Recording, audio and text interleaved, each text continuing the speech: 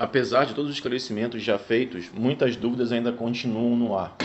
Isso porque uma avalanche de vídeo, de comentários sobre o assunto se espalhou nas redes sociais. Algumas tentando justificar que a fala do Frei Gilson inicial foi precisa, teologicamente precisa, o que não é verdade.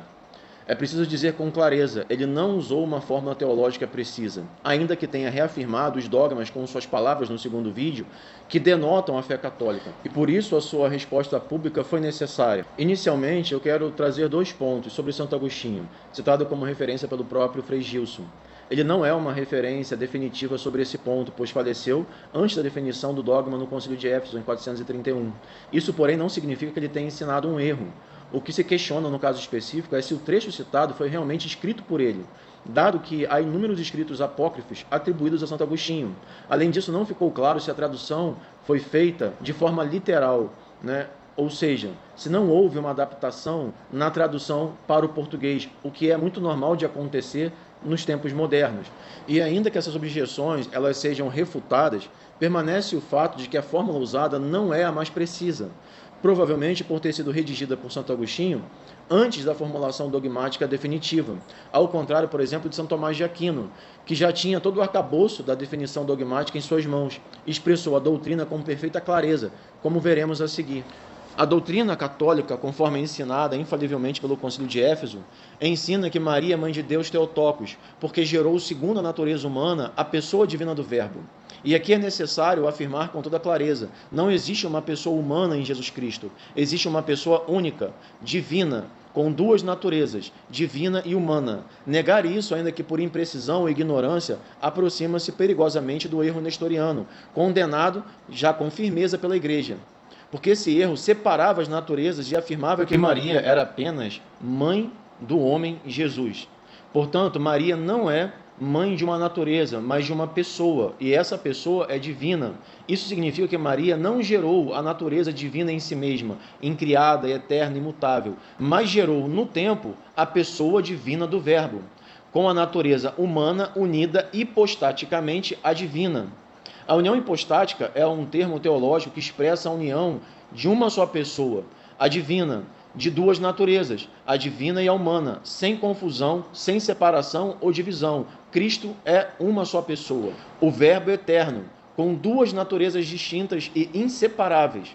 Como ensina com precisão Santo Tomás de Aquino, abre aspas, Maria, mãe de Deus, não porque tenha gerado a divindade, mas porque gerou a pessoa que possui a divindade. Fecha aspas.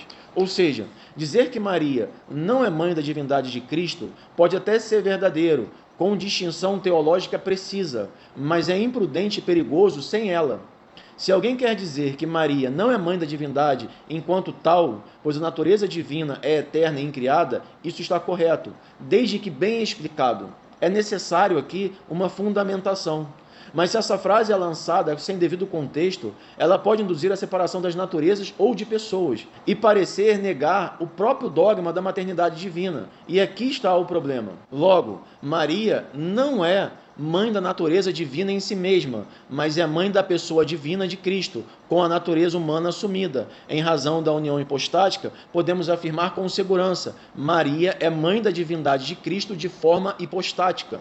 Por isso que dizer que Maria não é mãe da divindade de Cristo sem explicação é teologicamente temerário e imprudente, podendo induzir ao erro nestoriano.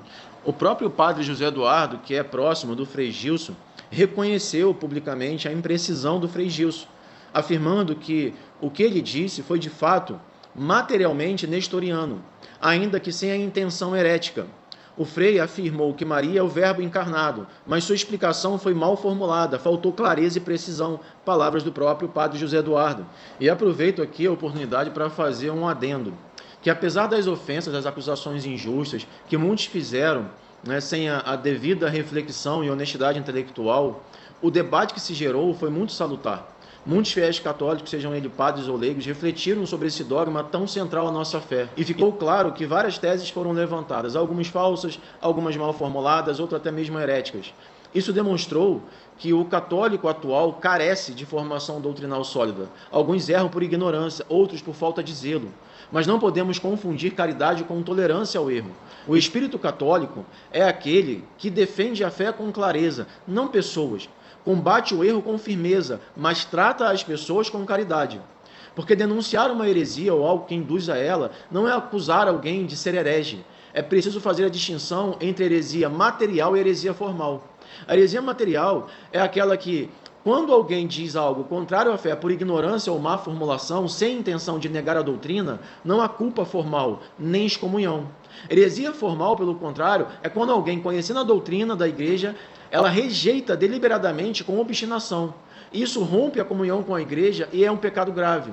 Ou seja, em momento algum eu chamei o Frei Gilson de herege, mas afirmei, com base na teologia católica, que materialmente ele expressou uma fórmula imprópria, próxima do nestorianismo.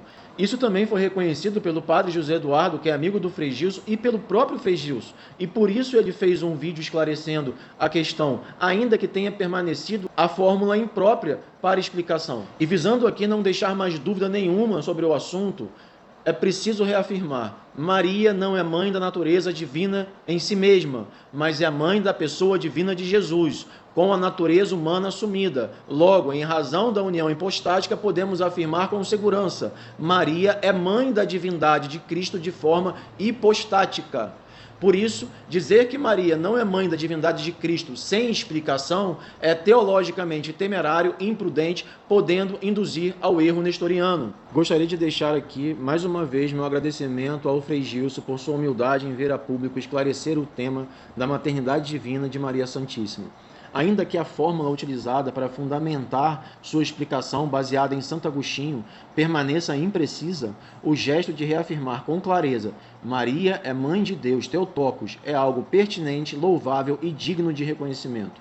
Ao vir a público, com o intuito de esclarecer, Frei Gilson demonstrou com clareza que jamais teve a intenção de agredir o dogma definido pelo Concílio de Éfeso.